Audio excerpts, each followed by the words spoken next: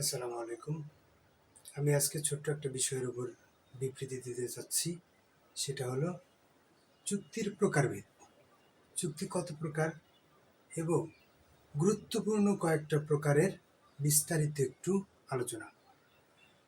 আমি চুক্তির প্রকারভেদ যদি বলি তাহলে বলা যায় বৈধতার উপর নির্ভর করে চুক্তিকে প্রধানত 4 ভাগে ভাগ করা যায়। অ্যাকচুয়ালি চুক্তির প্রকারভেদ অনেক আছে। অনেক, এত তো আমাদের প্রয়োজন নাই, যতটুকু প্রয়োজন ততটুকু নিয়ে আমি একটু বিবৃতি দিব। বৈধতার উপর ভিত্তি করে 4 প্রকার হলে 1 নাম্বার হলো বৈধ চুক্তি।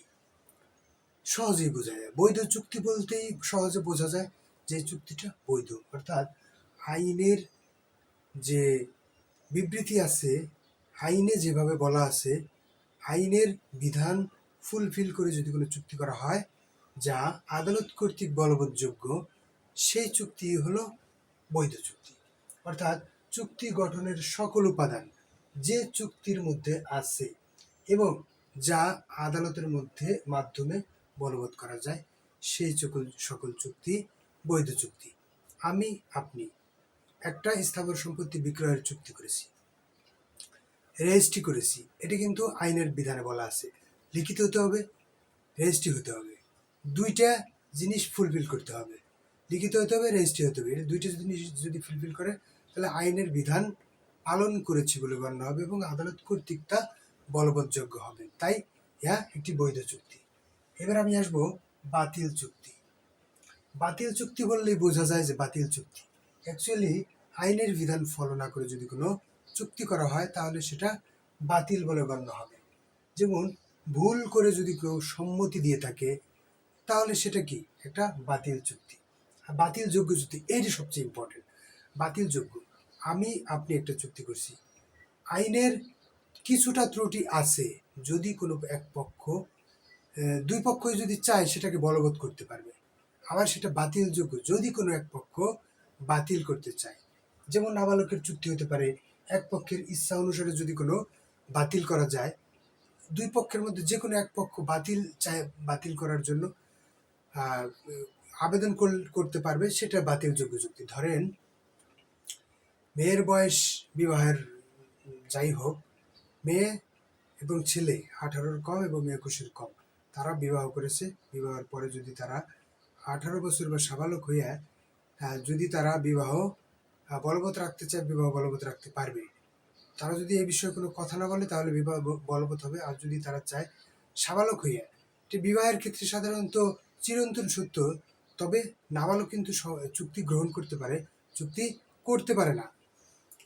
ধরুন একজন নাবালকের সাথে আমি চুক্তি করেছি, 18 বছরের কম, সে 18 বছর হওয়ার পরে সে যদি চুক্তিটা বাতিল করতে চায় সেটা বাতিলযোগ্য চুক্তি। সে যদি চুক্তির বিষয়ে কোনো কথা না বলে 18 বছরের পরে, সেটা বৈধ চুক্তি হয়ে যাবে। বলবৎযোগ্য চুক্তি, যেই চুক্তি বলবৎযোগ্য চুক্তি, অর্থাৎ যেটা কোর্টের মাধ্যমে বলবৎ করা যায়। যেমন রেজিস্ট্রি যদি করা থাকে সেটি একটা বলবৎযোগ্য চুক্তি। স্থাবর সম্পত্তি বিক্রয়ের চুক্তি যদি বলবৎ করা যায় সেটি হবে বলবৎযোগ্য চুক্তি। আর একটা হলো সবচেয়ে দুইটা চুক্তি যেটা ইম্পর্টেন্ট, এটা express contract and implied contract, অর্থাৎ প্রকাশ্য চুক্তি এবং ব্যক্ত চুক্তি এবং অব্যক্ত চুক্তি।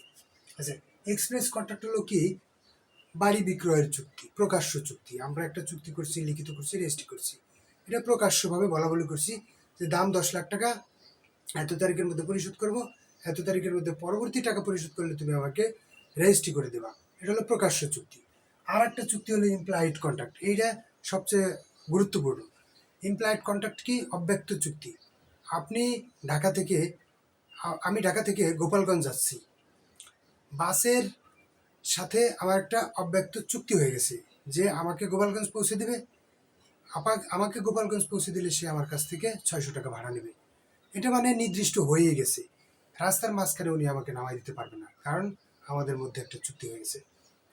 এরকম অনেক চুক্তি আছে, যেই চুক্তিগুলো আমি রিক্সায় উঠছি, আমাকে যাত্রাবাড়ি নামাই দেবে সদরঘাট থেকে, আমি তাকে 200 টাকা দিব, এটা কিন্তু চুক্তি হয়ে গেছে। যাত্রাবাড়ি যেই যাওয়ার পরেই আমাকে তাকে 200 টাকা দিতে হবে। এরকম কিছু চুক্তি আছে যা অব্যক্ত চুক্তি, যেগুলা বলার প্রয়োজন হয় না এক্সপ্রেসভাবে, নর্মালিভাবে ধরে নেওয়া হয়। বিস্তারিত বিষয় নিয়ে আলোচনা করলাম আমি অ্যাডভোকেট আতিয়া শেখদার, ঢাকা জজ কোর্টে নিয়মিত আইন প্র্যাকটিস করি। সবাইকে ধন্যবাদ। আসসালামু আলাইকুম।